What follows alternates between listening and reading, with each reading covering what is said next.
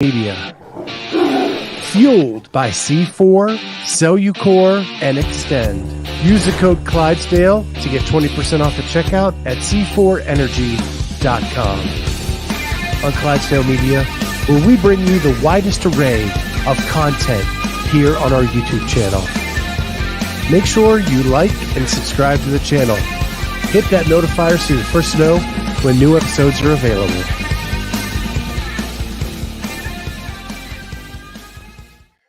What is going on, everybody? Welcome to the Clydesdale Media Podcast. My favorite part of this show is watching the guests vibe to the music as we're waiting I didn't for know it you to could come see up. me. I can. I saw you with the... Yeah, it was epic. Yeah, you are not the first and hopefully not the last, because it's the best music we found in 3.5 years to go for our theme, and we actually dig that vibe.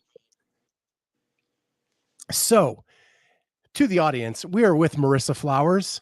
Marisa was with us last year at this time because she was a semifinalist in 2022. She is a semifinalist again in 2023. And Marisa and I go back a little bit.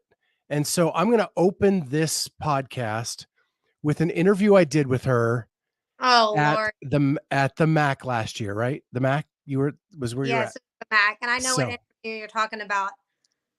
So we're going to start with that because we have to set the table, and that interview sets the table better than anything I could do right now. So we are going to do that now. And here we go. Let me unmute it. Of Heat 2, Event 6. Remind the audience, how tall are you? I'm 4'10" and a half. You got to add that half in there. That matters.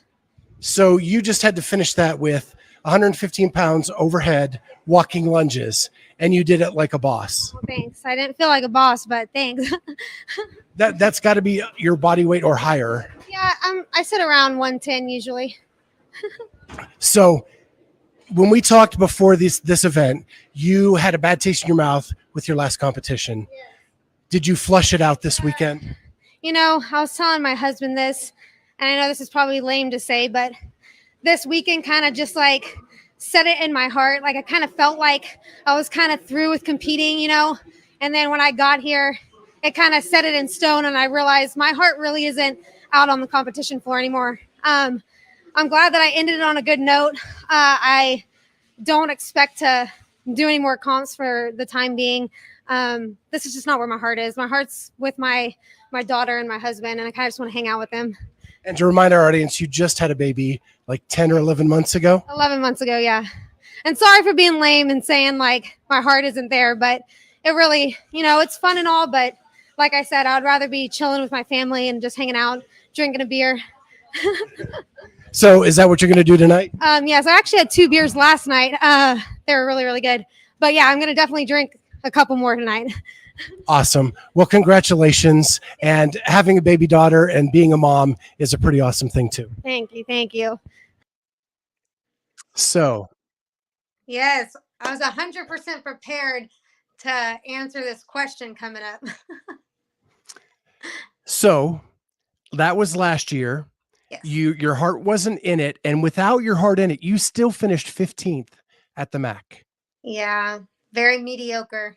I'm always right in the middle. So you say mediocre, but if your heart wasn't in it and you still finished 15th, what could you have done had your heart been in it during that competition? But we're going to forget about that because something has changed since that we spoke at that moment. You have decided that you are going to compete again. You're going to be at the North American West semifinals. So what happened from that night, that day at the MAC, to a couple months ago? All right. Well, so, okay. Last year, like I said in the video, I was 11 months postpartum, and I haven't really been like, I mean, I've been open about this, but I haven't talked too much about it on social media, but I did go through really bad postpartum. I lost my dad a few months before I actually had River. So I was just mentally not in a good place before I had River. And then right after I had her, you know, mother, like women go through postpartum depression and anxiety. Like that's a thing that happens to some women. And I think the mixture of my dad passing away very close to when I had River, and then just all the emotions of labor. My labor didn't go the way I wanted to. I was trying to have a home birth, and I ended up having to go to the hospital. But long story short, I was going through major postpartum anxiety and depression, mainly depression, for a handful of months after I had River. So I wasn't fully in like my normal mindset, I guess. Even 11 months postpartum, I still was feeling not 100%. Like I was feeling good, but not 100%. So I definitely got unmotivated and discouraged when I was at the Mac because I was just not physically ready to be there, I guess you would say. I just physically or mentally, I just was like out of it. So yeah, at that time, that was definitely in my heart, like not to compete. I kind of wish that I wasn't there and all that stuff. And now, every athlete has that switch in their mind where they're like, all right, one more try, right? Let's give it one more try. Like every athlete has that in their body, that desire to give it one more try, right? So I kind of convinced myself, like once the open was coming back around, I was feeling fit.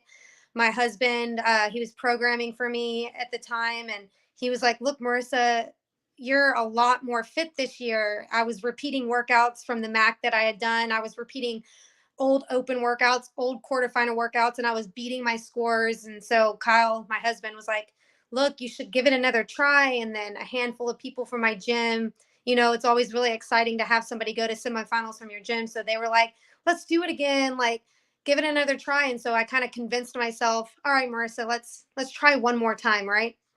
Um, so yeah, I convinced myself, signed up for the open, made it through quarterfinals, made it back to semifinals, and now here I am in the middle of hardcore training for semifinals, and I still have that like, oh man, I kind of regret signing up because now I have to do this shit all over again. But you know, I'm here in the moment. I'm going to just ride it out, like go for it, give it my all. I think this year at the semifinals, they're taking top 10 now instead of top five. And I definitely think that's way more reachable for me. Top five was kind of pushing it, but I think top 10 kind of sits a little bit better for me. So I think that I have a really good shot at possibly making the games this year. And, I've been doing this for 10 years. I've been um, a regional athlete, like back in the day when regionals was around. Every year since I started CrossFit, I've always made regionals, and now I've always been making semifinals. Now I'm like, for 10 years I've been at that level, regional or semifinal athlete, right? And I've never made the games, so I'm like, maybe that's just it for me. Like maybe I'm just a semifinal athlete. You know what I mean? You are more than just a semifinal athlete, and we're going to get into that in just a second. But one of our listeners chimed in. Kat Naha says, you went through the grief of losing your father plus had a baby, went through the exact same thing, and you still showed up and you got through the comp. You are amazing. That seriously brings tears to my eyes. I don't know if you can see, but it does. It was a hard thing. Like, honestly, I'm so thankful that I was pregnant during the time like my dad did pass away. I think that was the only thing that really like kept me going, because I knew I had to like stay around basically to have the baby, and I had to stay in a positive mindset so I didn't have to like I wouldn't affect like River in a negative way when she was inside of me. So being pregnant with her definitely helped during my dad's passing. And yeah, it was tough, and still till this day. I mean, it's been 2 years almost. I think, yeah, in February it'll be 3 years. And still to this day, it's really hard. But everybody goes through losing people. It's a part of life. It's a natural thing. So, you know, It's just something you learn to, roll with, basically. So Kat jumped in again and said same, and a couple green hearts for you there. Uh, So you became one of my favorites when I interviewed you last year. You're this little ball of energy. Um, and like I think the first time I interviewed you, you didn't stop moving. You walked with the phone like the entire interview. oh my You're God. just you're 4'10" and a half. Yes, I And have. when I have. and when people say like I'm a smaller athlete, I'm a smaller athlete, like you take that to another extreme. And yet you're out there on the floor throwing down with all the big girls. Well, I truly don't feel like I say this a lot, like I forget how little I am a lot of the times. Like I don't feel like I have anything, like I feel like I'm a normal, just a normal height, an average like person walking around. Like I don't I forget that I'm short most of the time. Until And you I have a see listed myself in clean. pictures or videos, I'm like, damn, bitch, you're short. Yeah. And your listed clean on the CrossFit Games site is 220. Yes. Okay. 4'10" and a half, 110 pounds, and your listed clean is 220. Yes. Good God, woman. That is so impressive. Oh, thank you. And now I'm going to talk about one more impressive thing before we get into this year's semifinals. And that is last year, there was this big ta-da about Noah Olson breaking the Fran record Oh at yeah. 149. A lot of hype, a lot of to do about it. And my girl the next week throws down a 145 Yes. to break the record again. And I didn't see any hoopla around that. What the No, hell? I don't like the hype of things. Like I didn't even tell anybody I was doing it. Like my sister-in-law was at the gym and I like walked in and she's like, "What are you doing, Marissa?" I'm like, "Oh, I'm about to do this workout for this qualifier I'm doing." And she's like, "Oh, okay, cool. I'll watch you." And then she had no idea what I was doing and then I did it and like she was like, "Oh, was that a good score?" And I'm like, "Yeah, I think it was a good score." And then Yeah. yeah, Okay. I like I said, I We're don't gonna like we're gonna show that. We're gonna show it because what ah I want to point out is how good your reps were. There is no question of depth. There is no question of extension. I have judged in this world at the highest levels, and I'm telling you, these were all good reps. And so I want the audience to see how damn good you really are. all right. So here we go. 145 Fran. And I muted it. I'm going to blow it up a little. Whoop. I just shut everything down. Hold on. Oh, I can still see it.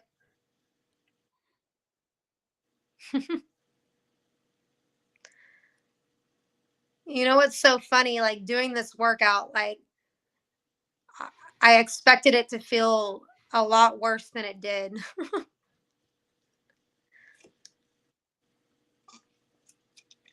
What blew me away is it's almost like your butterfly pull-ups, you made sure you just cleared the bar. Like Yeah. no extra. No, you have to have a super tight, like if you're going for speed like that, the kip definitely changes. Like you have to have a super tight kip in order to move that fast. Corey says, sweet Jesus. That's funny. And he also talks about how fast you're pulling the bar back down. Yes, yes. That you have. I mean, you have to do that at a lightweight barbell like that. If you're trying to move fast, like you can't just let it come down. You have to pull it down. But you are hitting full extension. Your elbows are locked out at the bottom of the pull-up. Your depth on your squats is impeccable. There is no questioning anything in this workout. Thank you. It was fun. I had a good time doing it. But yeah, I And honestly didn't want and this. she's almost done, people. She's almost done. I would be on the thruster still. on the first set? I truly didn't want this video to like get out to anybody. And of course, some of my friends from the gym, 145. yeah, Corey says it's over before you get a chance to hurt. that's very, very true. Like you don't feel anything until after the workout, and then all of a sudden you're like, oh crap. But like I So said, that actually is the world record, men I, or women. I guess I'm sure there's somebody out there that can do it faster. I mean, I never I don't like claiming to be the fastest at anything because you know you never know what people can do out there. But like I said, I didn't want that video to get thrown around to anybody, but somebody from my gym, one of my friends, sent it to Hiller Fit. You know Hiller, Yeah. the no rep guy, Oh sent it yeah. to him, and he made a post about it, and then it ended up kind of like going around social media a bit. But like I said, I hate that shit. Like like just want to do the workout, get it over with, and move on about my day. So the only reason you did that was because it was a qualifier for Wadapalooza. Yes. You weren't doing it to one up Noah No, and the not world not at record. not at all. I don't even think I watched Noah do it beforehand. My teammate Anastasia was like, "Hey, one of us has to do this workout. Obviously, do you want to take Fran?" I'm like, "Sure, I'll do Fran." And then I just went in the gym and did it for the qualifier. So speaking of Wadapalooza, I bumped into you at Wadapalooza along the bayfront there, and Yes. you were pushing River in a jogging stroller with Uh-huh. your husband, and you just seemed super happy in that moment, like that you could share not only being competitive but also with your entire family. Yes, I love that. Honestly, I'm all about that, and I think that's why this year at the semifinals in California, I convinced my brother. He's never gone to any of my like my competitions, regionals, or anything like that, and I convinced him to go this year, and he already got his ticket and everything. So that's the one thing that I'm super excited about competing this year is that my brother's going to be there, and it's going to bring tears to my eyes again. I'm so emotional about it, but like having him there, since I don't have my dad and my mom passed away too. I don't know if I ever talked about that a long time ago, but so I don't have like my mom or my dad to be there. So having my brother be there is just so amazing to me, and I'm so excited. So is River going to be able to go this year, or Of is he just too course, young? there's no Of way in course. hell that I would go without her. Okay. Of That is course. awesome. Now, in Knoxville, I think you camped, right? Yeah, we took an RV. So I'm terrified of flying, like super terrified of flying in planes. So the most comfortable way for me to get to when it was in Tennessee, was it Tennessee, right? Yep. Yeah, was driving. So we rented an RV and took the dogs because I love my dogs and they always make me feel more calm. So I got to bring my dogs with me, and yeah, we RV'd it all the way to Tennessee, and it was like I loved it. But now that River's a little older, she doesn't like to sit still, you know. So driving probably, especially to California this year. California is a lot further than Tennessee, so I mean we're gonna have to take a plane this year, which is so scary for me. I'm gonna do it. Yeah. Okay. Yeah. And finding flights to California has been a chore. I finally got mine like a couple days ago, Good. but Yeah, buying them on Tuesday. So we got ours last Tuesday. For whatever reason, flights on a Tuesday, like when you buy flights on Tuesday, they're cheaper for some reason. I don't know why, but we got some pretty cheap flights last Tuesday. But we're also flying Spirit, which is most people don't like to fly Spirit. so my issue with Spirit and is that I look at the price, it looks really good, and then the bag fees are so expensive. Well, And the problem is I have to take equipment and gear with me oh to do yeah, interviews and to do all that stuff. And so I have to have checked bags. yeah, And for Spirit, it was $95 a bag. yeah. That's very expensive, and I didn't think about that because we're gonna have to check a car seat because we're gonna need a car seat for River when we get there. So yeah, we'll probably be spending a lot of money on that, but it is what it is. Yeah. Like, Yeah. Yeah. At the end of the day, it's my business and I want to grow it and I need to be there. So yeah, I gotta do what I gotta do. yeah, you got to do it. So I'm super excited to see you there. So this season, you own your gym, Yes. and you said that the gym was really behind the fact that they wanted to see you in semifinals. So what kind Oh, of like the encouragement? yes.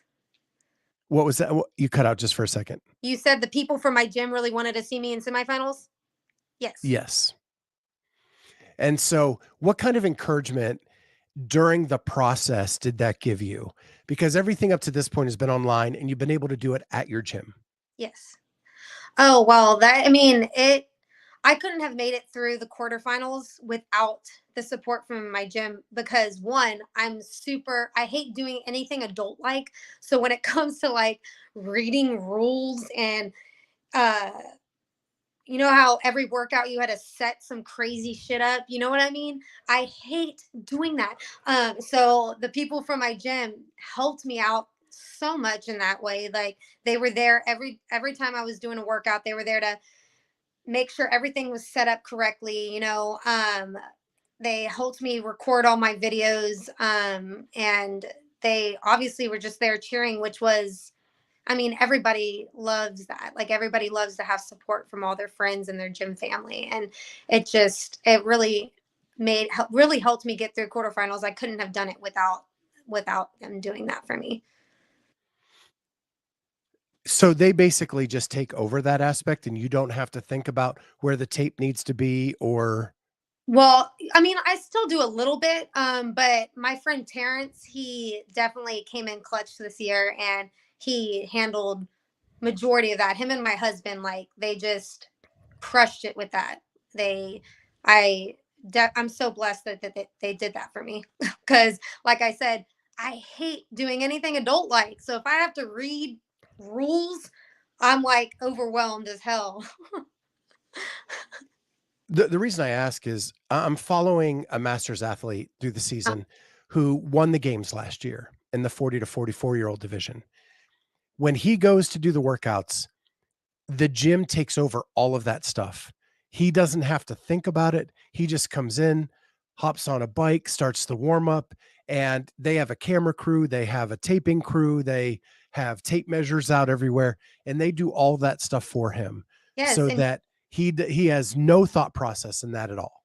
yeah, you just have to tackle the work. Like I truly believe it is like the way they make quarterfinals, it is insane. Like the amount of things that you have to set up. Oh, your camera has to be at this angle, blah blah whatever. It's so stressful, and having to do that on your own, like I feel like if anybody did that on their own, man, I give you props because it it was probably the most stressful thing that they ever did. So I truly believe every athlete, especially athletes that are planning on moving on to the next spot, uh, you definitely need somebody helping you out with that shit because it is a lot. So you had some stuff thrown at you that we have never seen before at a quarterfinal, semifinal level, like crossovers, V-ups, um, V ups should not wall have been. facing. V ups are not a competition move. Agreed. Agreed. That's And they're a impossible to judge. They're yeah. That's impossible to judge. thing. Like you should not have that. That was my only issue with what they did this year was I just don't think that that's a competition movement. So of the three, so we got the feelings on those. How did you handle the wall facing handstand push-ups? So Well, so the wall facing handstand push-ups, I mean, I don't want to this is going to sound cocky, but it just, I mean, it wasn't an issue for me. I grew up being a competitive gymnast. So, like anything upside down, handstand walking, any variety of handstand push ups, like whether it be on the rings or deficit or wall facing, like I always adapt really well to those just because it comes naturally to me because I've been doing it for so long. Now, the thing that did not come naturally for me and really just messed me up mentally was the crossovers. So I didn't do jump for heart or any of that stuff that people did like when they were younger with the jump rope. And I was always just in the gymnastics gym, right? So I've never done I never done a crossover. I didn't know how to do it. So I had to learn that, which was very, very overwhelming. But I was able to, I went to Target and bought one of those cheap beaded ropes that everybody was raving about.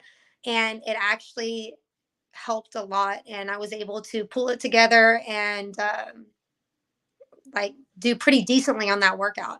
But I didn't think I was going to be able to do it because I had no idea how to crossover.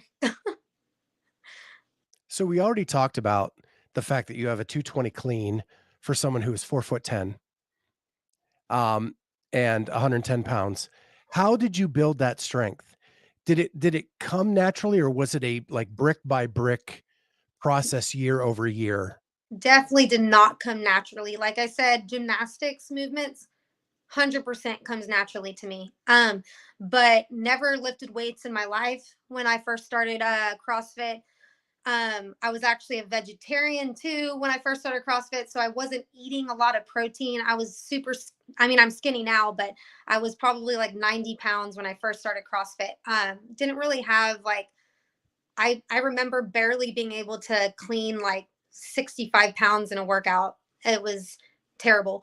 But my husband, Kyle, kind of took me under his wing. He's very smart when it comes to nutrition, when it comes to types of training. And he taught me a lot about how to eat for strength and not endurance, for strength and like muscle building. And then he taught me all the lifts. And then ever since probably like, yeah, like 6 7 years ago, I've been consistently on a weightlifting program to help me build strength. And it's just hammering percentages year Yeah, after year after year? yeah, year after year, I cycle through different types of lifting programs. That some of them do percentages, some of them are more like a like bodybuilding, like just strictly building strength, like not in a Olympic movement aspect. So I cycle through that and just really focus on getting enough protein to continue building or preserving muscle and building muscle. Like I said, when I was a vegetarian, I didn't know anything about nutrition. Didn't I just was a vegetarian because I thought it was the healthiest thing for me at the time. Um, so now I know that I have to have significant amount of protein in order to sustain the strength that I'm trying to hold. So I just make sure I get enough protein, make sure I'm eating enough carbs, and just cycle through those weightlifting programs. Like right now, I'm not doing any specific weightlifting program. I'm just following the hard work pays off, the Matt Fraser semifinal program, and they have weightlifting in it, but nothing like specific. Like I'm not doing any drills, like any high pulls or anything like that. I'm just doing percentage work like every week. Okay. Well, it's paid off. Like you you you became one of my favorites because seeing you out on the floor take on the workouts that you did with the weights that were out there at your size just blew me away. And you became must watch for me.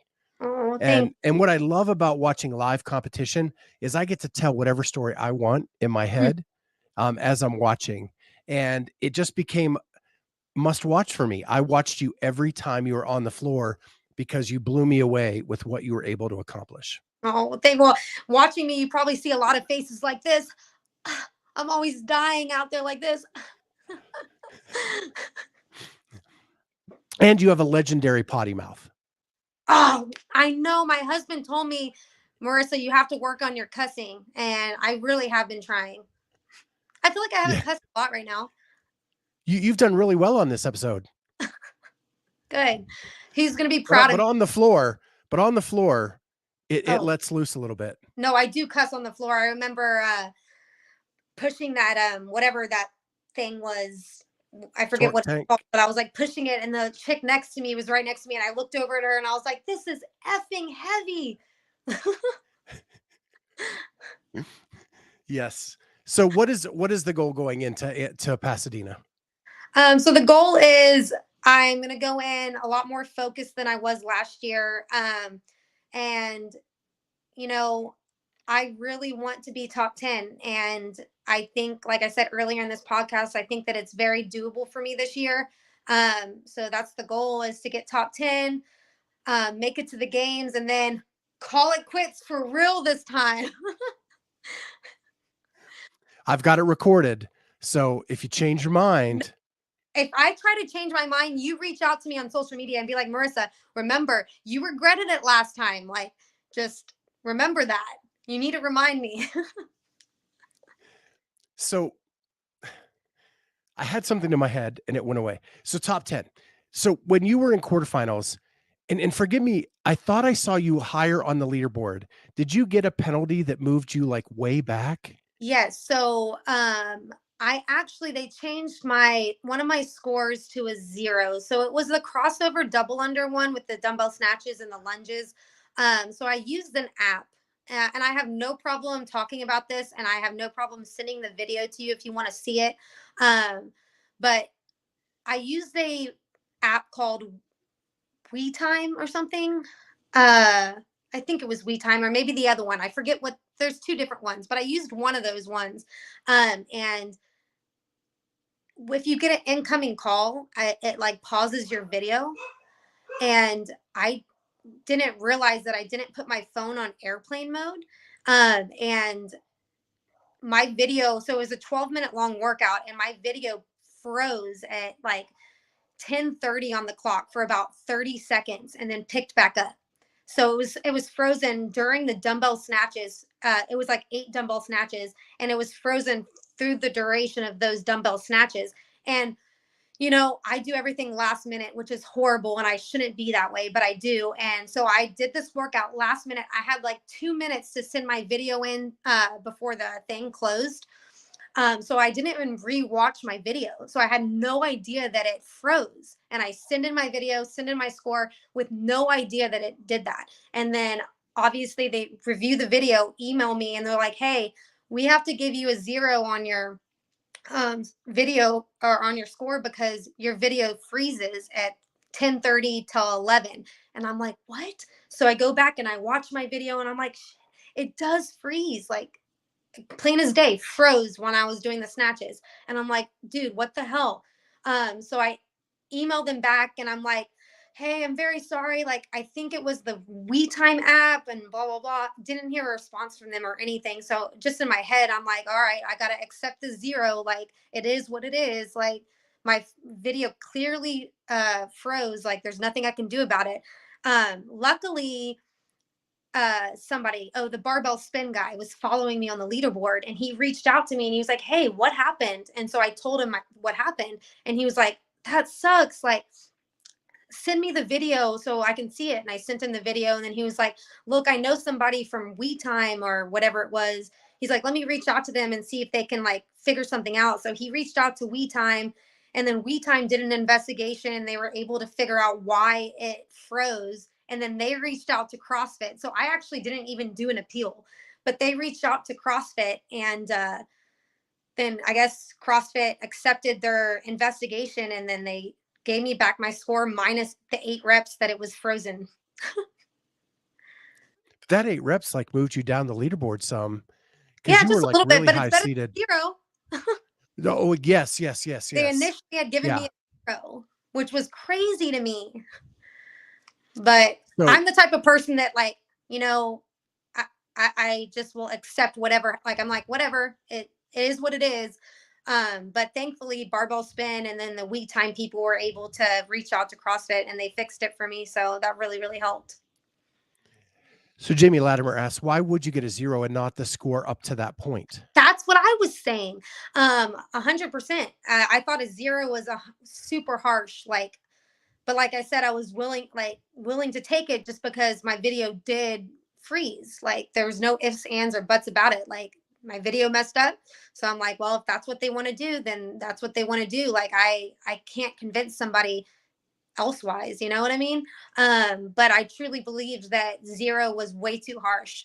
But they did end up changing it and just taking out the 8 reps. So Corey Leonard says, we time is one, but it will pause your shit if you get a call. Yeah, I think it was we time. Um, but I'm super grateful that they were able to fix it because that really I wouldn't have made it to semifinals if they kept it at a 0. Yeah, and the barbell spin guy, he goes by Brian Spin, just so you know. Okay, Brian's been, yeah, I really like him. He's a cool dude. Yeah. And then Ashley McMains is giving you a tip. You can rent car seats at a car rental place. It may Yeah, actually be cheaper than checking it on the plane. I know that, but what if the car seat sucks? That I can't help you with. Yeah. I mean, But they're I'll look. trying. I definitely feel like we need to look into that because it probably will be really expensive to check on the flight. Yeah. Well, Marisa, this has been a blast as always. I will be in Pasadena. I will be there rooting you on. I can't wait to see you out there. And to the people in the chat, thank you so much for chipping in on this interview and helping out with different topics and tips. Yeah. See, this is what happens when I do a workout and come right into an interview. I think you did great, honestly. Yeah. The oxygen is just starting to get back into the brain. And now I can't speak. Well, with that, thank you everybody for joining us. We'll see everybody next time on the Clydesdale Media Podcast. Peace out.